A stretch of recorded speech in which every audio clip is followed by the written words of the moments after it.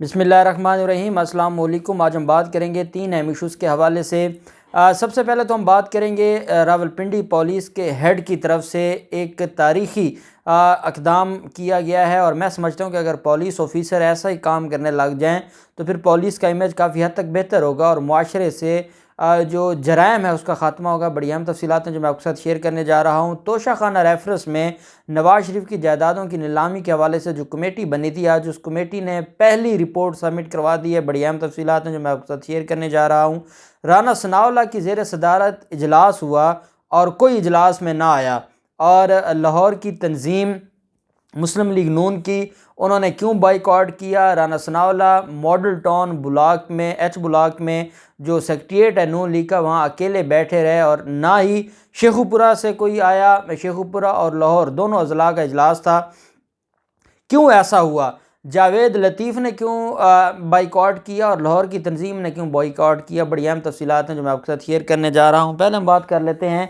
Chief police officer Rawalpindi, उनकी तरफ से एक जो तारीख़ी एक्शन लिया गया।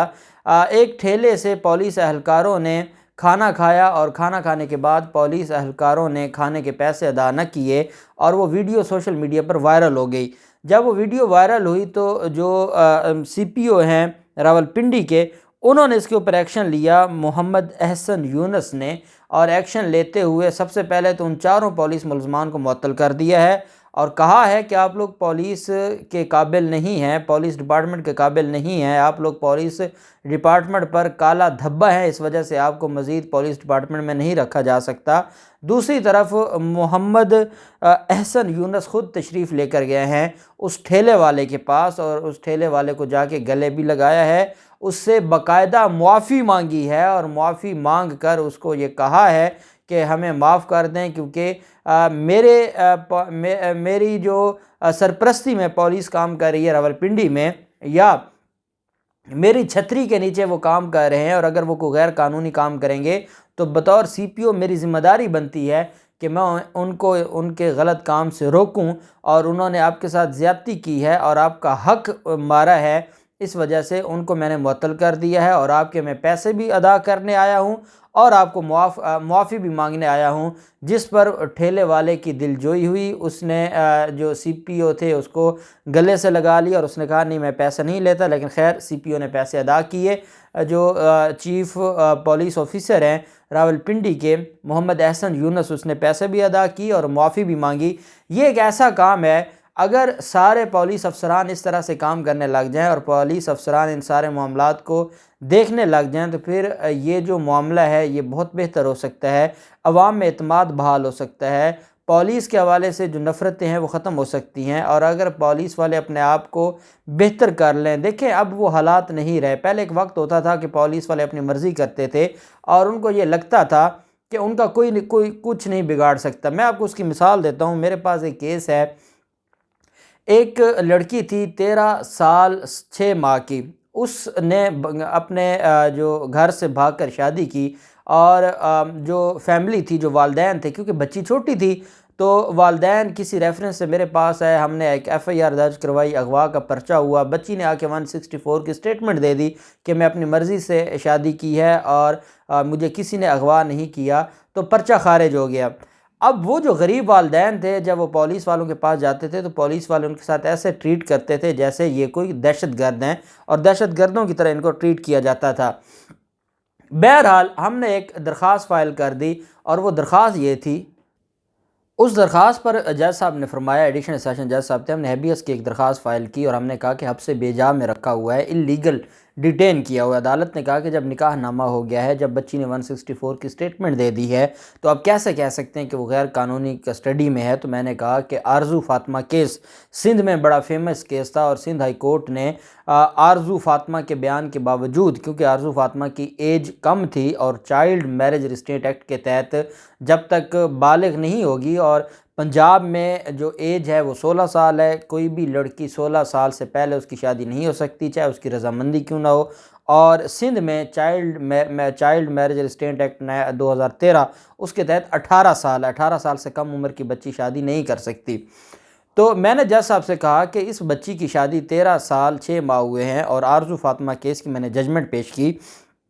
کہ اس میں سندھ ہائی کورٹ نے نہ صرف لڑکی کو دارالامان بھیجا بلکہ اس کے خاوند کو جیل بھجوا دیا، اور عدالت نے کہا جو شادی کروانے میں ملوث تھے ان کو گرفتار کیا جائے۔ اس میں 2 وکلاء تھے جنہوں نے یہ نکاح کروایا تھا، جو مجسٹریٹ تھا جسٹس آف پیس، اس کے خلاف مقدمہ درج ہوا، نکاح خان کے خلاف مقدمہ درج ہوا آرزو فاطمہ کیس میں۔ خیر عدالت نے آرزو فاطمہ کیس کی ججمنٹ کو مد نظر رکھتے ہوئے، سندھ ہائی کورٹ کی ججمنٹ تھی اور میں نے عدالت کو اسسٹ کیا، اور عدالت نے جو میری بات ہے اس کو تسلیم کرتے ہوئے آرڈر کر دیا کہ بچی کو بایاب کر کے عدالت میں پیش کیا جائے۔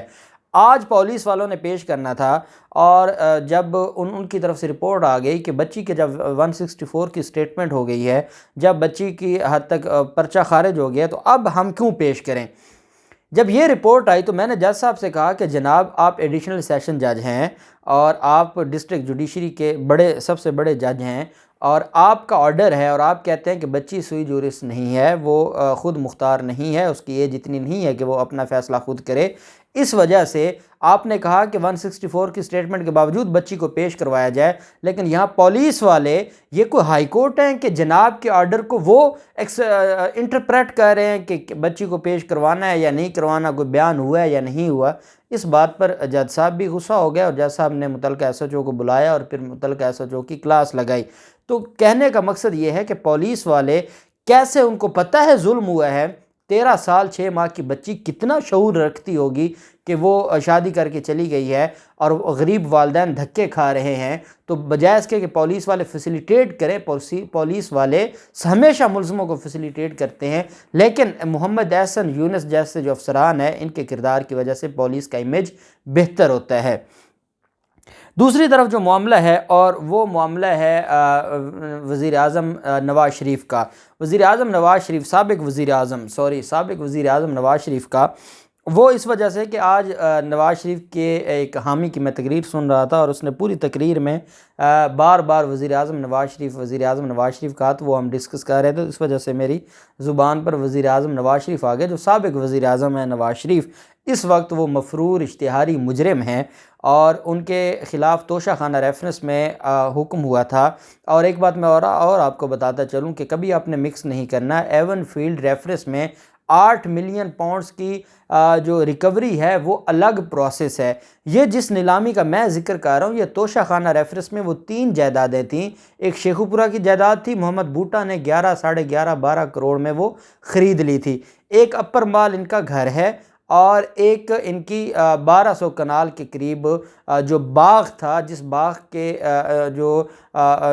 جو وہاں پر کیئر ٹیکر تھا، اس نے یہ تینوں لوگوں نے درخواستیں فائل کی تھی اسلام آباد ہائی کورٹ میں، اور یہ کہا تھا کہ ہمیں ریلیف دیا جائے۔ اسلام آباد ہائی کورٹ کو کہا تھا کہ یہ نیلامی کا آرڈر ختم ہو جائیں، وہ ان کی درخواستیں خارج ہو گئی تھی۔ تب میں نے آپ کو بتایا تھا کہ یہ مریم نواز نے خود درخواستیں دائر کروائی ہیں۔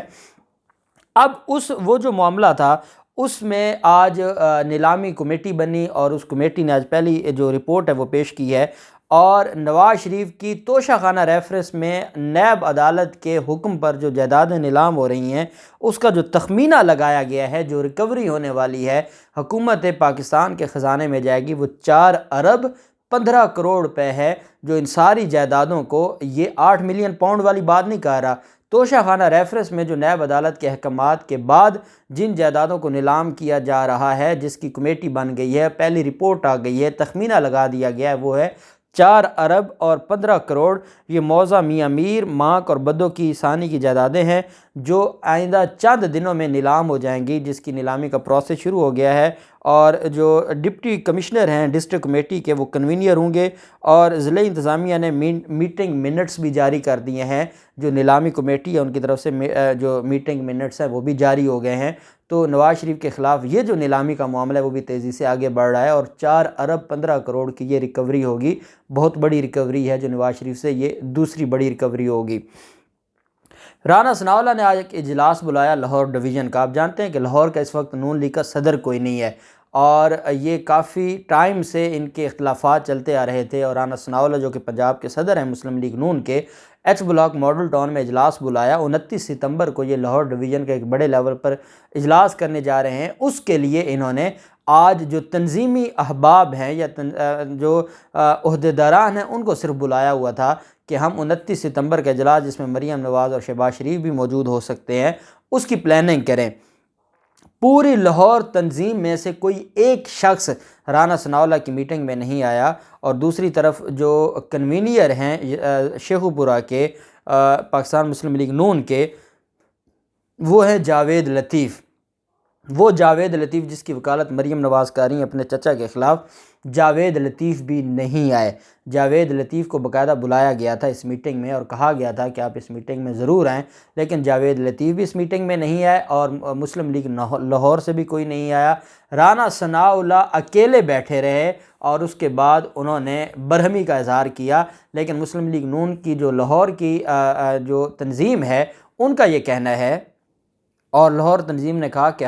ہم نہیں آئیں گے کسی بھی اجلاس میں جب تک ہمارے مسائل کو نہیں سنا جا سکتا۔ مسلم لیگ نون کی جو اندرونی اختلافات ہیں وہ اس حد تک شدید ہو چکے ہیں کہ آسمہ شیرازی جیسی، جس کو ترجمان کہا جا سکتا ہے مسلم لیگ نون کا، وہ بھی پھٹ پڑی ہیں، اور آج اس نے کہا ہے کہ مسلم لیگ نون ایک اچھی اپوزیشن کا کردار ادا کر سکتی تھی، لیکن مسلم لیگ نون کو اندرونی جو لڑائیاں ہیں وہی لے کر ڈوب گئی ہیں، اور مسلم لیگ نون اپنی اندرونی لڑائیاں جو دن بدن شدت اختیار کرتی جا رہی ہیں اس سے ہی نہیں نکل پا رہی، تو اس نے کیا خاک عمران خان کا مقابلہ کرنا ہے یا کیا خاک اپوزیشن کرنی ہے، یہ ان کے اپنے لوگ ماننے لگ گئے ہیں۔ اور آج رانا ثناءاللہ سے جب میڈیا نے سوال کیا کہ آج تو میٹنگ تھی اور سنا ہے نہ شیخو پورہ سے کوئی آیا ہے اور نہ لاہور تنظیم کا کوئی آیا ہے، تو رانا ثناءاللہ نے کہا کہ جو تنظیمی عہدیداران نہیں آئے ہم ان کو شوکاز جاری کریں گے اور ہم ان سے سوال کریں گے کہ جب پنجاب کے صدر نے آپ کو بلایا تو آپ کیسے نہیں آئے، اور انہوں نے کہا کہ جو 29 ستمبر کو ہمارا اجلاس ہونے جا رہا ہے وہ ہوگا اور اس میں یہ سارے لوگ شریک ہوں گے۔ یہ ہے رانا ثناءاللہ کو جو تاریخی ذلت کا سامنا اٹھانا پڑ رہا ہے،